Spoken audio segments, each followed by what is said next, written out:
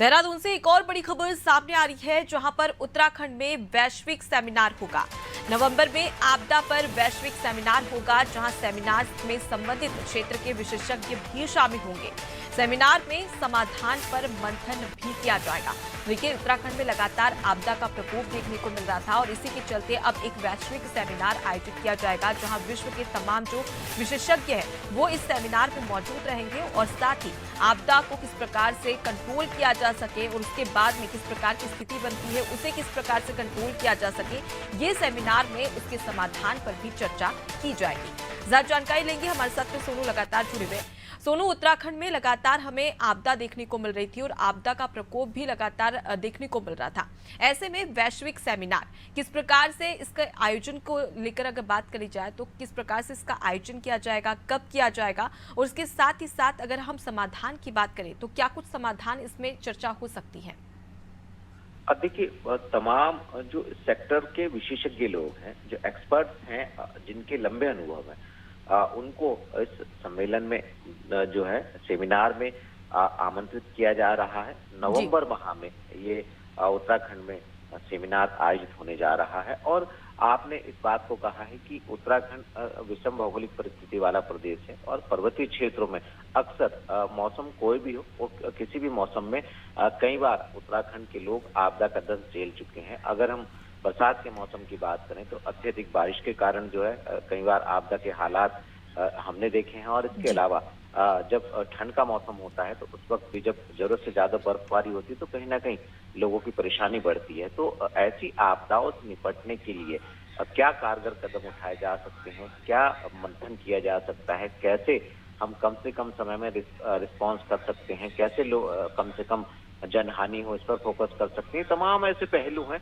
जिन पर लगातार सरकार प्रयास भी कर रही है और कैसे इसको और मजबूत किया जा सकता है, आने वाले समय में कैसे सरकार इस पर फोकस कर सकती है, इसी को लेकर के, इस उद्देश्य को लेकर के वैश्विक स्तर का एक सेमिनार आयोजित किया जाएगा। और इस सेमिनार में ये फोकस किया जाएगा कि जो आपदा जैसे हालात हैं उस समय सरकार की रणनीति, सिस्टम की रणनीति किस तरह की होनी चाहिए, ताकि कम से कम सरकार को राज्य संपत्ति का नुकसान हो, कम से कम जानमाल का नुकसान हो और खास तौर पर जो रिस्पांस टाइम है वो कम से कम हो।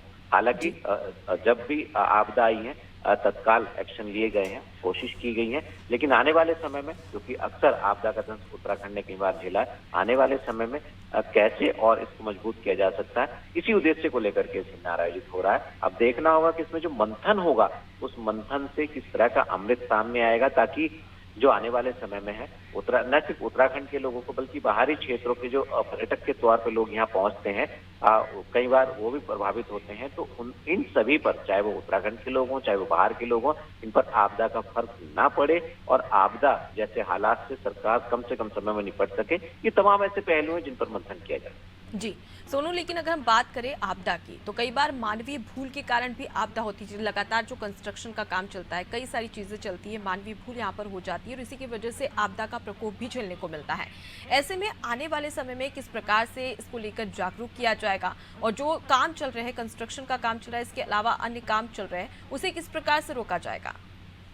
देखिए, ये अपने आप में बहुत अहम सवाल है, क्योंकि एक तरफ हम विकास की परिकल्पना को साकार करने के लिए तेज रफ्तार से आगे बढ़ने की बात कर रहे हैं और दूसरी तरफ हमें एक संतुलित विकास पर भी ध्यान देना होगा, क्योंकि उत्तराखंड का काफी बड़ा भूभाग जो है वो वन्य क्षेत्र है से आच्छादित है। तो ऐसे में जहाँ कई बार हमने देखा है जब हम विकास की परियोजनाओं को धरातल पर उतारते हैं तो कई बार वन से संबंधित जो कानून है वो बीच में एक अड़चन का काम करते हैं।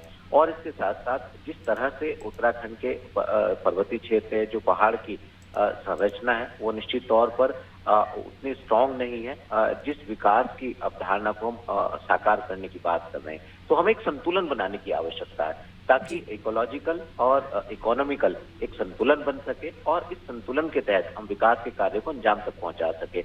एक तरफ हम आपदाओं का दंश झेलते हैं, दूसरी तरफ हम बड़ी बड़ी योजनाओं को धरातल पर उतारने की बात करें। एक आपको मालूम होगा कि टिहरी डैम जो है वो कितने बड़े भूभाग में उसकी झील है। तो कहीं ना कहीं ये जो पहाड़ी क्षेत्रों में इतनी मात्रा में पानी एकत्रित हो रहा है, बड़े बड़े डैम बन रहे हैं, बड़े बड़े जो राष्ट्रीय राजमार्ग हैं और इसके साथ साथ तमाम जो विकास की योजनाएं हैं, इनको धरातल पर उतारने के लिए हमें संतुलित विकास के फॉर्मूले को अख्तियार करना होगा, ताकि विकास भी हो सके और पर्यावरण संरक्षण के साथ साथ आपदाओं से भी बचा जा सके। जी, तो यहाँ पर विकास के साथ ही साथ प्राकृतिक संतुलन बनाकर चलने की जरूरत है, ताकि आपदा को रोका जा सके, क्योंकि जिस प्रकार की स्थिति उत्तराखंड में पिछले दिनों में देखने को मिली थी वो काफी भयावह थी। ऐसे में लोगों का जागरूक होना भी जरूरी है। मैं आपके पास लौटूंगी सोनू। तो उत्तराखंड में वैश्विक सेमिनार आयोजित किया जाएगा। आपको बता दें कि सेमिनार में किस प्रकार से जो आपदा आती है उसके बाद में जो तबाही मचती है उसका समाधान किस प्रकार से किया जाए, इस पर मंथन भी किया जाएगा। और देश ही नहीं, विदेश के भी तमाम जो विशेषज्ञ हैं वो यहाँ पर पहुंचेंगे और साथ ही इस पर मंथन करेंगे और समाधान पर चर्चा भी की जाएगी। तो बेहद ही सराहनीय काम इसे कहा जा सकता है, एक तरीके से प्रयास कहा जा सकता है जो कि किया जाएगा। और ये सेमिनार नवंबर में होने वाला है और इसको लेकर तैयारियां भी